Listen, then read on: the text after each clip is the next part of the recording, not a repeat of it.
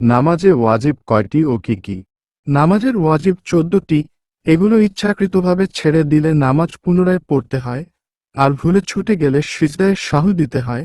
নামাজের ওয়াজিবগুলো হলো: 1. সূরা ফাতিহা পড়া। 2. সূরা ফাতিহার সাথে অন্য সূরা বা আয়াত মিলানো প্রথম 2 রাকাতে। 3. ফরজ নামাজের প্রথম 2 রাকাতে কিরাত পড়া। 4. রুকু থেকে সোজা হয়ে দাঁড়ানো। 5. জলসা 2 সিজদার মাঝে বসা। 6. তাদিলে আরকান প্রতিটি রুকন ধীরস্থিরভাবে আদায় করা। 7. প্রথম বৈঠকে তাশাহুদ পড়া। 8. শেষ বৈঠকে তাশাহুদ পরিমাণ বসা 9. তাশাহুদ পড়া। 10.